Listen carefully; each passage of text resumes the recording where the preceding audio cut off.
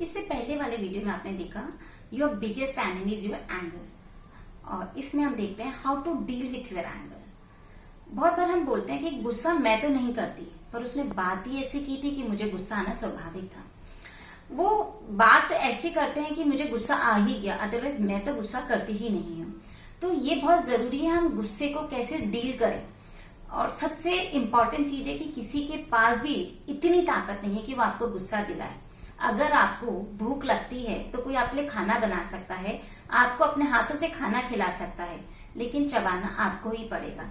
ठीक वैसे ही कोई भी आपको ऐसी परिस्थितियां पैदा कर सकता है कि आपको गुस्सा आए, पर उस पर प्रतिक्रिया कैसे करनी है ये आपके हाथ में होता है। अगर हम चूज करते हैं मुझे एंगर करना है, गुस्सा करना है, तो हम करेंगे। और अगर हम उसे कंट्रोल कर लें, उसका एंगर मैनेजमेंट कर लें या उसको डील करना आ जाए, तो किसी के पास भी वो ताकत नहीं है, वो पावर नहीं है कि वो हमें गुस्सा दिला सके। गुस्सा सबसे पहले हमारे मन में आता है, फिर दिमाग में, और जब ये हावी होने लग जाता है तो हमारे वर्ड्स में आ जाता है। हम वाणी से उसको गुस्सा करने लग जाते हैं, और जब एकदम हम अपने आपा खो देते हैं, हम अपना संयम खो देते हैं, तो हमारे एक्शंस में आ जाता है, हम मारपीट पे उतारू हो जाते हैं।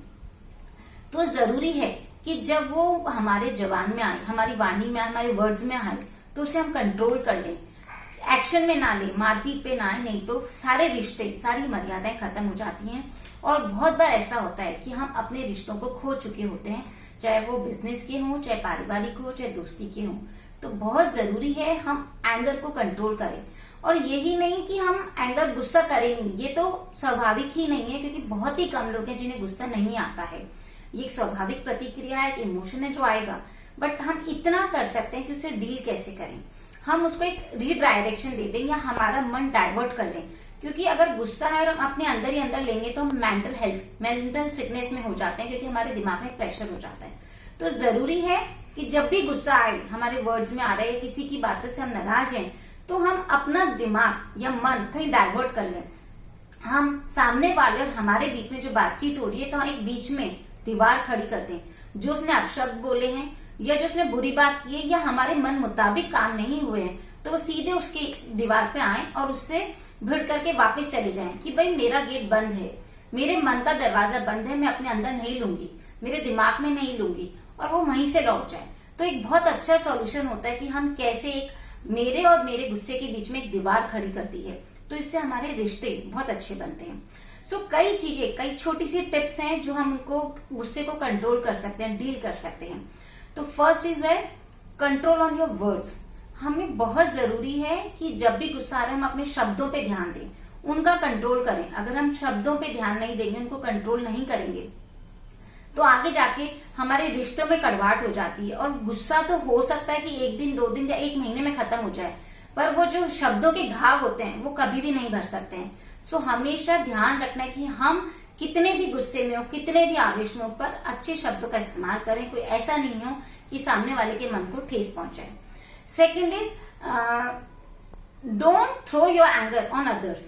कई बार होता है कि हम अपना जो गुस्सा है, जैसे हस्बैंड वाइफ में कोई झगड़ा हुआ, तो वो वाइफ अपना गुस्सा अपने बच्चों पे निकाल देती है, या हस्बैंड जाके ऑफिस में निकाल देता है।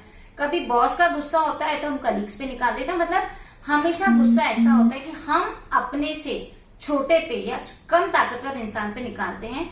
जो हमारे बराबर होता है या हमसे ज्यादा ताकत वाला होता है, हम उस पर कभी गुस्सा नहीं करते। हमारा जोर जिस पे चलता है ना, हम उसी पे गुस्सा करते हैं।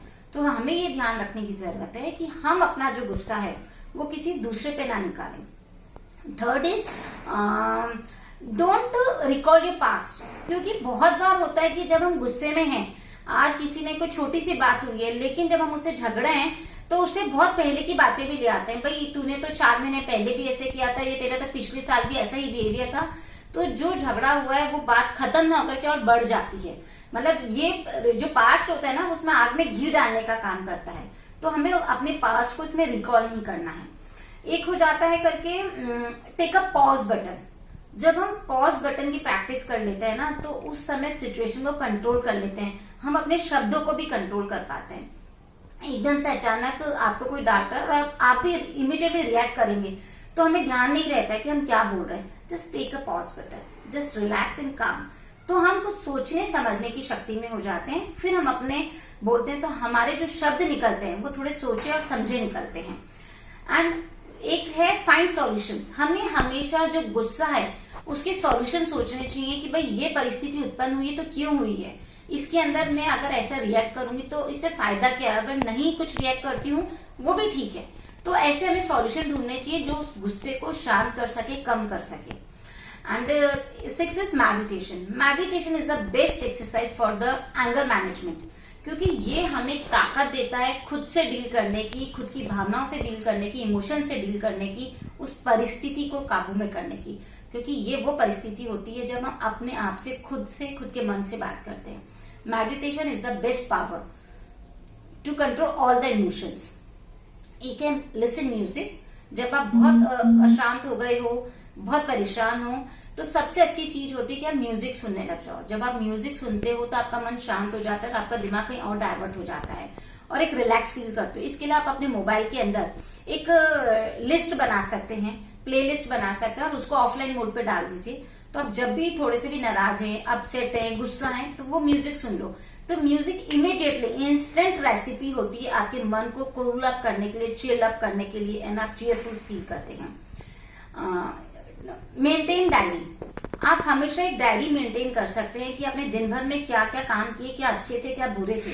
जहां आपने गुस्से का एक्शन दिया, जहां रिएक्शन दिए थे, उनको लिखिए और फिर उस पर विचार करिए। इस परिस्थिति में अगर मैंने ये गुस्सा किया था या इस परिस्थिति में मैंने ये जवाब दिया था, तो इससे बेटर सॉल्यूशन क्या है जो मैं कर सकता हूँ, या मैं इसको कैसे कंट्रोल कर सकता हूँ। क्योंकि जब आगे आगे सिचुएशंस आती हैं तो उससे मिलती जुलती या सिमिलर ही आती हैं, तो हमारे दिमाग में आइडियाज रहते हैं, एक रिकॉल हो जाता है कि भाई ये परिस्थिति में मुझे ऐसे एक्शन करना चाहिए था, उस समय मैंने नहीं किया था, बट मैं आज कर सकता हूँ।